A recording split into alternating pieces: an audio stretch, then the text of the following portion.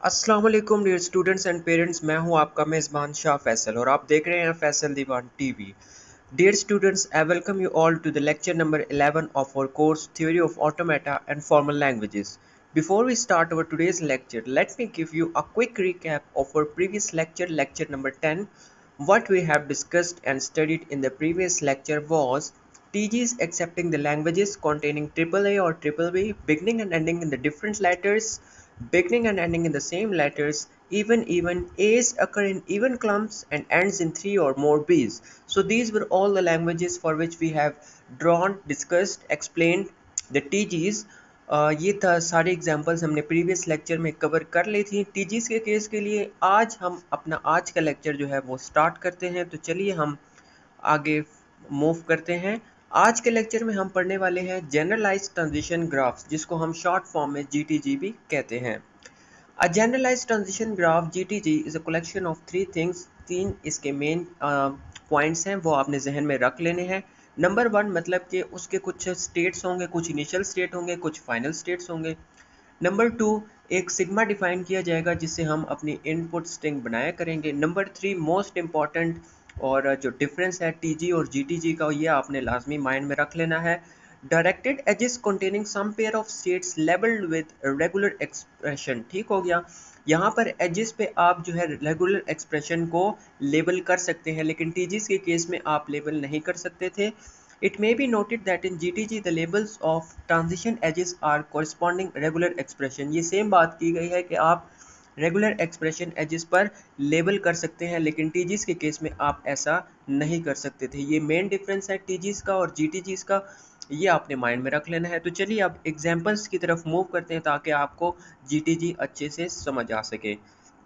पहली एग्जाम्पल ये है कि एक ऐसी लैंग्वेज जो सिग्मा डिफाइंड है ए बी पे, जिसमें डबल ए और डबल बी आना चाहिए। तो सबसे पहले मैंने आपको पहले भी पिछले लेक्चर्स अगर आपने देखे हैं तो हमने आपको बताया था कि आप एफ ए बना रहे हैं, टी जी बना रहे हैं या जी टी जी बना रहे हैं। सबसे पहले आपने उसका रेगुलर एक्सप्रेशन लिख लेना है, तो आपको आगे मूव करना काफ़ी आसान हो जाएगा। तो इसका रेगुलर एक्सप्रेशन है डबल ए और डबल बी आना चाहिए, A plus B whole closure, double A plus double B, A plus B whole closure. मतलब डबल ए और डबल बी आ रहा है और साइड पे जो सिग्मा डिफाइंड है वो उसकी सारी कंकैटिनेशंस आ जाएंगी। तो आपको अभी इसकी जीटीजी अगर हम ओरली बता देते हैं तो वो बनेगी initial state A plus A B की सेल्फ लूप, फिर ए और double B plus double B आपने पाथ पे मूव कर देना इनिशियल से फाइनल स्टेट की तरफ, और फाइनल स्टेट पे आपने ए बी की सेल्फ लूप चला देनी है। ये आपके पास इसकी जीटीजी बन जाएगी। Initial state A plus B whole closure, double A plus double B और A plus B whole closure. यहाँ पर अगर आप मेन डिफरेंस अगर यहाँ पर देख लेते हैं तो पहले आप लिखते थे ए कॉमा बी होल क्लोयर, ठीक हो गया सेल्फ लूप चलाते हुए। लेकिन यहाँ पर आपने ए प्लस बी सिंपल आपने जो है रेगुलर एक्सप्रेशन उठा के उसकी सेल्फ लूप चला दी और उसको इम्प्लीमेंट कर देना है, आपके पास जीटीजी बनकर आ जाएगी। ठीक हो गया। नेक्स्ट एग्जांपल है एक ऐसी लैंग्वेज जहां सिग्मा डिफाइंड है ए बी पे, बिगनिंग और ending in the same letters. तो अब सिग्मा ए बी पे डिफाइंड है, तो बेसिकली अगर सेम लेटर पे एंड करना है तो या तो ए से वो स्टार्ट होगा और ए पे एंड होगा, या वो बी से स्टार्ट होगा और बी पे एंड होगा। रेगुलर एक्सप्रेशन अगर हम इसकी देख लेते हैं तो ए प्लस बी फर्स्ट हमारे पास ये कंकैटिनेशन आ जाएगी उसमें, ठीक है, plus A start with A plus B whole closure और एंड विथ ए, ठीक हो गया, प्लस या बी से स्टार्ट हो रहा है A plus B whole closure, B पे एंड बी हो रहा है, ठीक हो गया। अब इसकी अगर जीटीजी हम देख लेते हैं तो आप देख सकते हैं पहले केस के लिए हम देख लेते हैं जहाँ ए से स्टार्ट हो रहा है और वो ए पे ही एंड हो रहा है। तो सबसे पहले इनिशियल स्टेट आ गई आपके पास एक, ठीक हो गया, ए आपने पास किया, एक और स्टेट आपके पास अप्रोच हो गई, ठीक हो गया, फिर आपने बी पास किया, एक और स्टेट अप्रोच होगी, फिर आपने उसमें दोबारा से ए पास किया और फाइनल स्टेट अप्रोच होगी। तो यहाँ पर ये ए से यहाँ से स्टार्ट हुआ, ए पे एंड हुआ, बैलेंस करने के लिए आपने बी की रिवर्स ट्रांजिशन करा दी। तो ये आपके पास ए प्लस बी होल क्लोयर और ए पे एंड हो गया।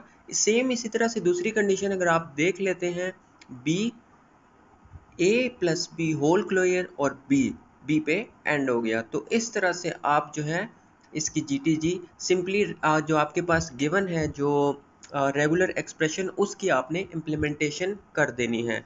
ठीक हो गया। इसी तरह से नेक्स्ट एग्जांपल एक ऐसी लैंग्वेज जो सिग्मा डिफाइंड है ए बी पे, बिगनिंग और एंडिंग डिफरेंट लेटर पे होना चाहिए।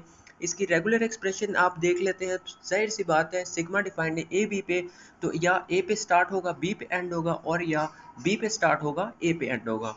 A plus B plus B A plus B whole closure ए। ठीक हो गया। ए से स्टार्ट है बी पे एंड है, बी से स्टार्ट है ए पे एंड है।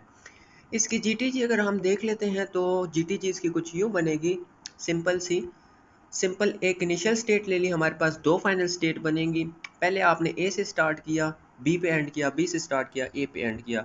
इसी तरह से अगर आप बनाना चाहते हैं, हमारे पास जो सेम लेटर पे एंड होना चाहिए, तो आप उसको भी इस तरह से सिंपली एक इनिशियल स्टेट ले लें, दो फाइनल स्टेट ले लें, A plus B whole closure A, और B A plus B whole closure B.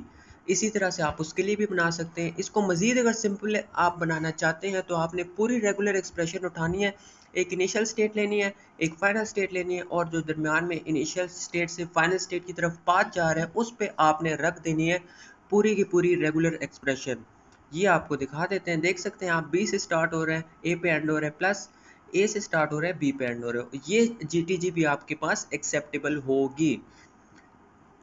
Next example पे आ जाते हैं हम। तो हम अभी देखते हैं कि यहाँ पर आप बना रहे हैं, कंसिडर एक ऐसी लैंग्वेज सिग्मा डिफाइंड है ए बी पे हैविंग ट्रिपल ए और ट्रिपल बी।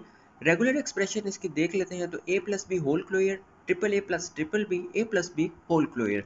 ठीक हो गया। इसकी जीटीजी की तरफ मूव करते हैं। A plus B self loop क्योंकि होल क्लोयर था, triple A plus triple B, और A plus B self loop क्योंकि होल क्लोयर था।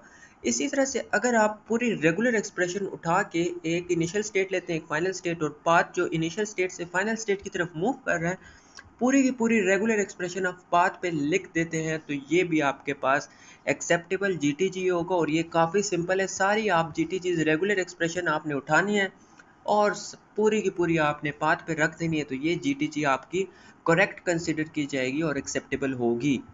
आज के लेक्चर को सम अप करते हैं। हमने क्या क्या पढ़ा आज के लेक्चर में? हमने सबसे पहले जीटीजी की डेफिनेशन देखी, उसके कुछ मेन जो स्टेप्स थे वो देखे, टीजीज और जीटीजीज का डिफरेंस आपको बताया, मेन डिफरेंस थर्ड पॉइंट पे जो इसके 3 पॉइंट से उसमें छुपा हुआ था वो हमने आपको बता दिया।